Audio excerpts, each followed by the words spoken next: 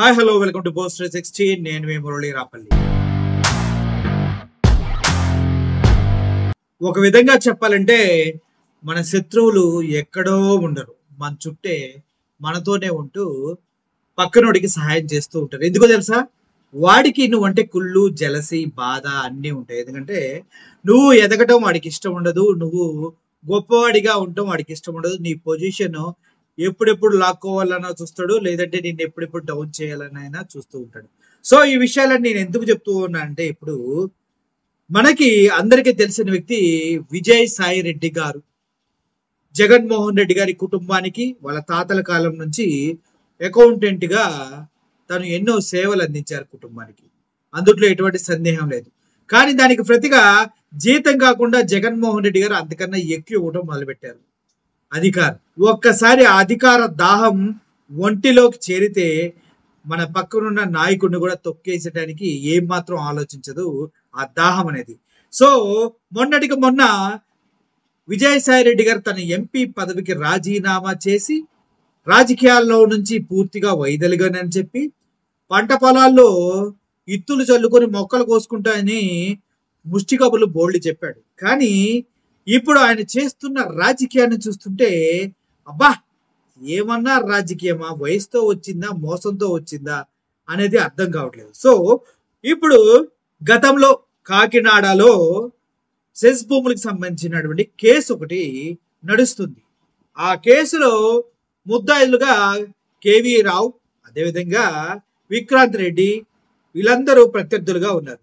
KV రావు దీనికి సంబంధించి అప్పనంగా ఆస్తులు కొట్టేశారు, నన్ను మోసం చేసి లాక్కున్నారు విక్రాంత్ రెడ్డి వాళ్ళు, అది ఇది అంటూ గతంలో కేసులు పెడతాం జరిగింది. అయితే ఈ కేసులో కేవీ రావు చెప్పిన అభియోగాల్లో నిందితుడుగా ఉన్నటువంటి విజయసాయి రెడ్డి ఇప్పుడు గేమ్ చేంజ్ చేస్తూ ఉన్నాడు. ఎలా?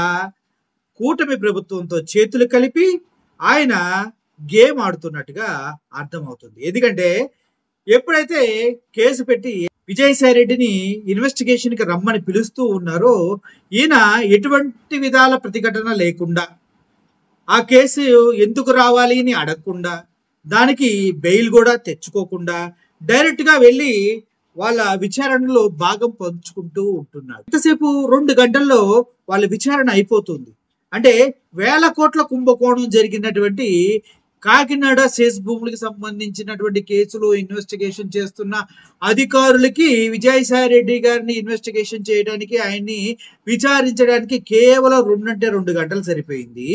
అదే 10 సంవత్సరాల క్రితం ఎక్కడో టీవీ ఛానల్లో నంది అవార్డుల ఫంక్షన్ గురించి, అందుట్లో కుల వ్యవస్థ అనేది చాలా దారుణంగా పనిచేస్తుందని చెప్పినటువంటి పోసాని కృష్ణ మురళి గారిని విచారించడానికి మాత్రం 6 నుంచి 9 గంటలు పట్టింది. అంటే ఇక్కడ మీరు లాజిక్ ఒకసారి అర్థం చేసుకోండి.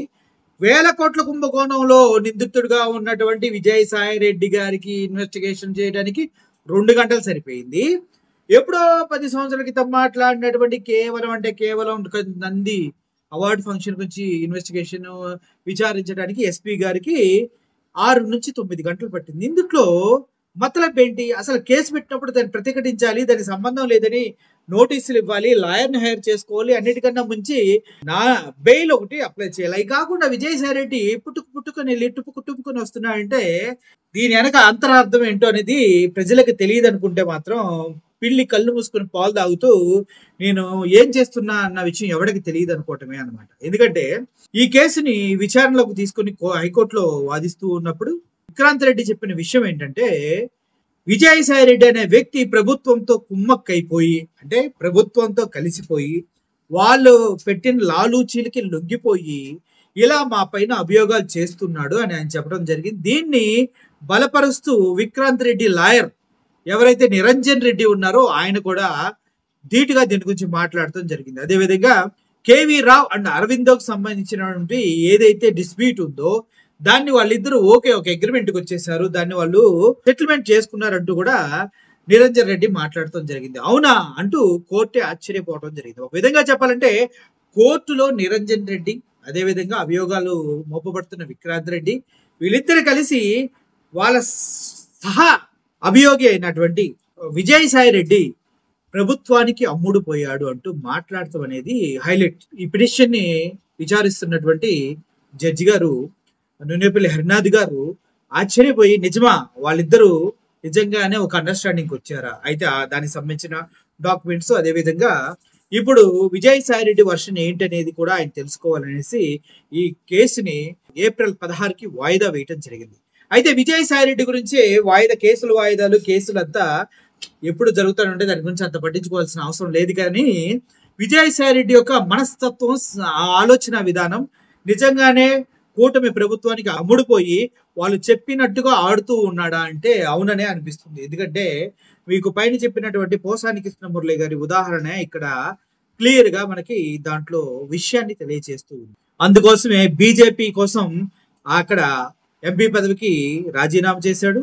ఇక్కడికి వచ్చి కూటమిలో చేతులు కలిపి, షర్మిలతో చేతులు కలిపి జగన్మోహన్ రెడ్డి గారి పైన అభియోగాలు చేస్తూ జగన్మోహన్ రెడ్డి గారితో విభేదించి వెళ్ళాలని చూస్తున్నాడు. ఇందుకు ఇంకో కారణం ఏంటంటే ఎలక్షన్ లో కూటమి ప్రభుత్వం గెలిచి వైఎస్ఆర్సీపీ కాంగ్రెస్ పార్టీ ఓడిపోయిన తర్వాత ఎవరైతే RRR అని మనం చెప్పుకుంటూ ఉండి గతంలో జగన్మోహన్ రెడ్డి గారి పైన అభియోగాలు చేసి జగన్మోహన్ రెడ్డి గారిని పార్టీ సింబల్తో గెలిచి కూటమిలోకి వెళ్ళినటువంటి ఒక ద్రోహి గురించి మనం ఎప్పుడూ వింటూ ఉంటాం. అటువంటి ద్రోహికి విజయసాయి రెడ్డి గారు తన కాటేజీని ఇవ్వడం జరిగింది ఎలక్షన్స్ అయిపోయిన నెక్స్ట్ 2 days లో. అంటే దీన్ని బట్టి మీకు అర్థమై ఏమవుతుంది, విజయసాయి రెడ్డి ఎప్పటి నుంచో కూటమిలో ఉన్నటువంటి కొంతమంది మోసకారులతో ఎప్పుడో సత్సంబంధాలు కలిగి ఉన్నారు.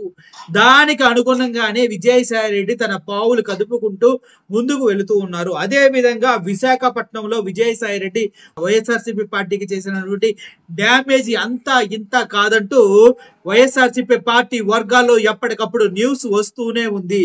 అయినప్పటికీ జగన్మోహన్ రెడ్డి గారు విజయసాయి రెడ్డి గారిని ఎంతో నమ్మి పక్కనే పెట్టుకుంటే ఇప్పుడు వెన్నుపోటు పొడుస్తూ తన బుద్ధిని చూపించుకుంటున్నారంటూ వార్తలు వస్తున్నాయి. దీనిపైన మీరేం చెప్తారు? నిజంగానే విజయసాయి రెడ్డి వెన్నుపోటు పొడుస్తున్నాడా? కూటమికి ఇప్పుడు మద్యం సిండికేట్ అంటూ మద్యం పైన జరుగుతున్న రాద్ధాంతానికి విజయసాయి రెడ్డి కారణం, చెస్ భూములకు సంబంధించిన విషయానికి విజయసాయి రెడ్డి కారణం. ఇలా చెప్పుకుంటూ పోతే విజయసాయి రెడ్డి గోతికాడ నక్కలాగా కాచుకుని నుండి ప్రతి ఒక్క దాంట్లో ఏలు పెట్టి వైఎస్ఆర్సీపీ పార్టీకి వెన్నుపోటు పొడుస్తూనే ఉన్నాడు అంటంలో ఎటువంటి సందేహం లేదు. దీనిపైన వైఎస్ఆర్సీపీ క్యాడర్ మొత్తం కూడా చాలా గుర్రుగా ఉన్నారు. వారే చెప్తున్నారు ఇలా వెన్నుపోటు పొడుస్తున్నారని. దీనిపైన ప్రజలు కూడా కొంచెం ఆలోచించి ముందుకు వెళ్ళాలని కోరుకున్నారు. Thank you for watching this video. Thank you so much.